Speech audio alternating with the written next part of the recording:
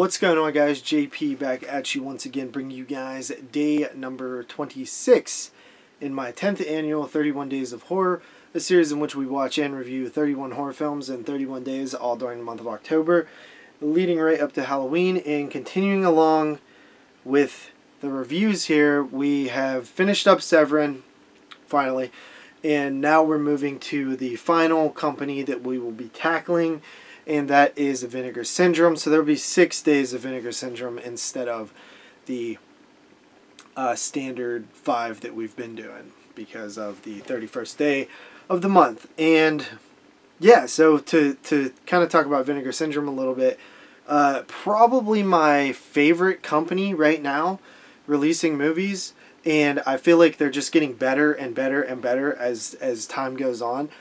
This is a company that started out, I remember Moods mentioned them before on the podcast. He was reviewing, like, I want to say like Mad Men or Christmas Evil. It was one of those really early releases, and he said something along the lines of, like, it's a Vinegar Syndrome release, so it's a little bit pricey. And I was like, what the hell is Vinegar Syndrome? I never even heard of it. This was like year 1 of the podcast, so like back in like 2013. And I wasn't aware of this company, and I looked them up, and I'm like, it's a porn company. They release all these porns. And then there was like 2 horror films. But as time went on, they started releasing more things, and I became sort of interested in them. And I wish I would have been picking up more releases from like day 1, but I try to get releases like the newer stuff that comes out, and then also some of the older titles that I still haven't picked up that are still in print. Some I missed out on, like Evils of the Night, I think it was, which I think is out of print now, but I really like that movie. And yeah, so Vinegar Syndrome, they started out slow. They primarily released a lot of porn and exploitation stuff, but eventually started releasing all sorts of things, including more horror titles. It seemed like the couple that they chose off the bat, Christmas Evil, Mad Men, those were great titles. And then shortly after that, you had stuff like Ice Cream Man and Death by Temptation, and also really weird stuff like Blood Beat, you know what I mean, that nobody really knew about, and Blood Harvest, which was like a really random one that turned out to be like really interesting with the backstory. So they've released, you know, those titles, and then went on to release even bigger and better stuff, such as the amazing Beastmaster 4K that they did, as well as the Forgotten Gialli box sets. One of my favorite things here that they've ever done is this Amityville box set, which to this day might be what might be my favorite release by them, or at least one of them, which has the lesser seen Amityville sequels, you know, 4, 6, 7, and 8, or however that goes. I know there's one missing in there, but according to them, that wasn't part of the original franchise, the Amityville Curse, that is. But they've released, you know, now they're getting into these cool box sets, like the Homegrown Horrors box set and the Television Terrors box set, as well as the other 4Ks like Six Stream Samurai.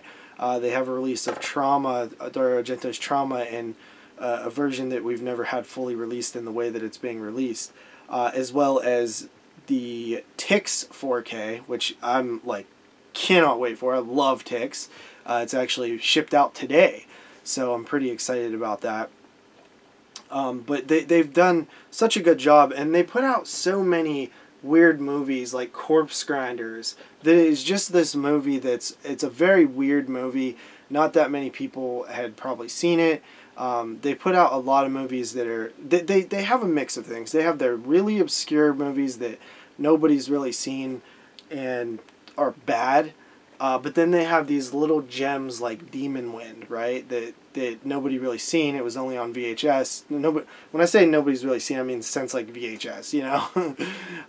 But you know, that movie became like a little bit of a cult classic, especially when it was shown on The Last Drive-In. And you have all these titles that come out that you know, 9 times out of 10 they're going to be a bad movie, but then every once in a while there's like a great gem in there, like Cemetery of Terror, right?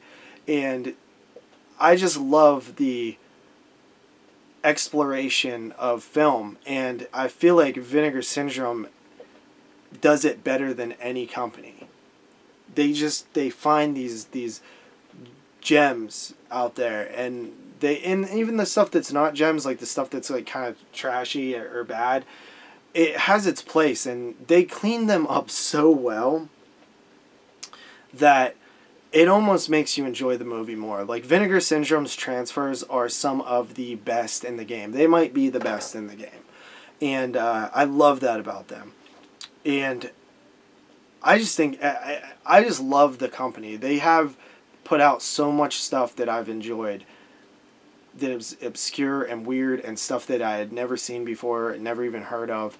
That it's just so fun. And that's why, like, the last couple years for this 31 Days of Horror, I always sneak some Vinegar Syndromes in there. And that's why this year I almost did all Vinegar Syndromes, just because I had so many to get to.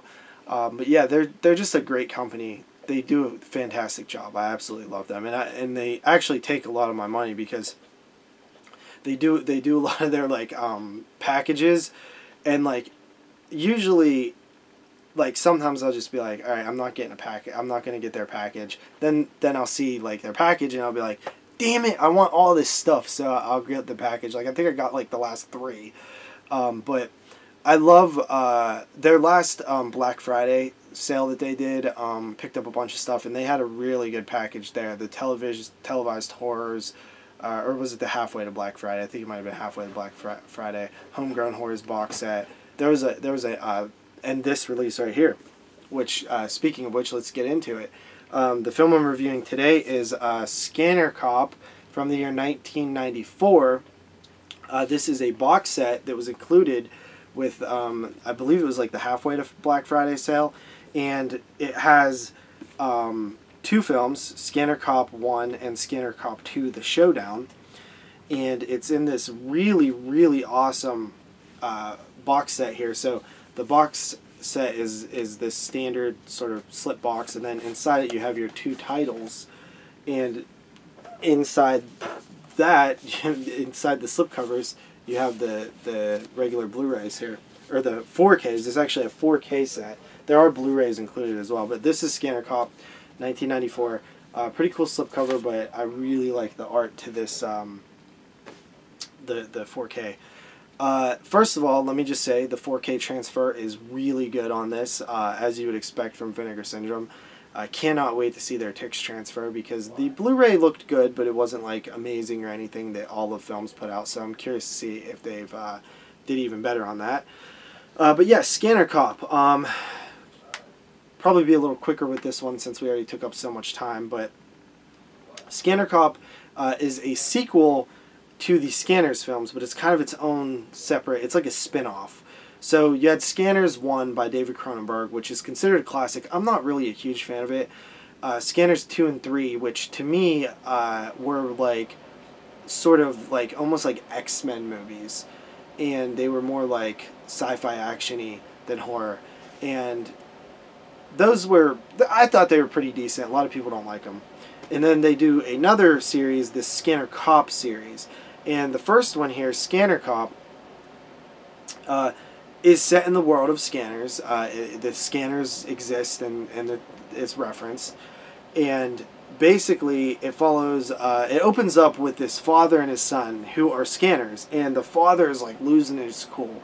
He's panicked. He's out of these pills that I think might have been referenced in the other Scanners films. It's been a while since I've watched those.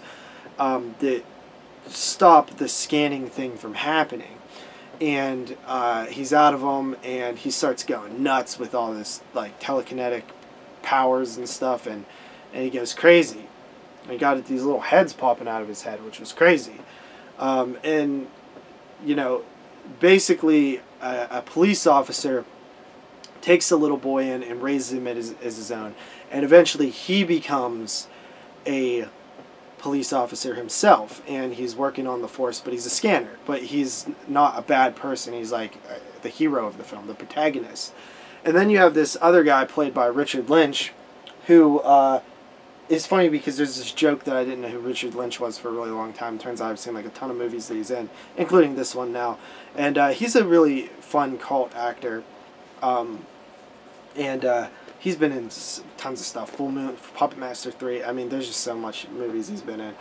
But yeah, he is the bad guy in this, and he's killing cops with his scanner abilities and stuff. And the police officer is basically, I think it's actually the lead's stepfather, the cop that raised him, wants him to use his scanner abilities to fight back, but it's kind of dangerous and could, you know, be bad if he starts unleashing his scanner powers. And that's basically the story. So, at first I thought this was going to be like a Maniac Cop situation, where it's a bad cop who's a scanner, but it's not. I kind of almost wish it was. I think I would have liked that better, but I still really enjoyed this movie. I think it's pretty good.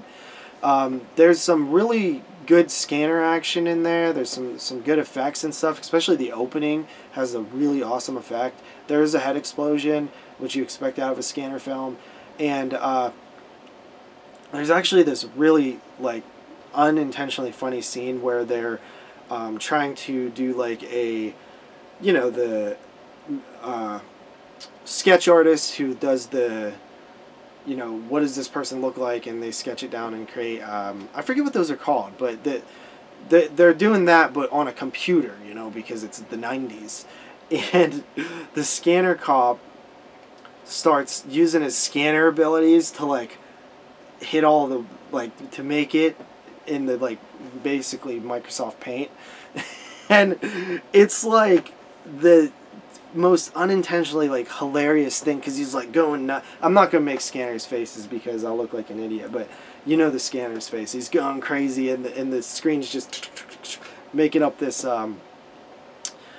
sketch artist, the sketch of the criminal, and yeah, it's ridiculous. But anyway, yeah, I really enjoyed Scanner Cop. I thought it was actually a really solid. It might be my favorite in the Scanners series, actually. I thought it was good. So I give it a 7 out of 10. And with that said, I hope you guys enjoyed today's review. We'll be back tomorrow with another Vinegar Syndrome title. I don't know what it is going to be yet, but I'm sure it'll be something fun. So see you guys then. Peace.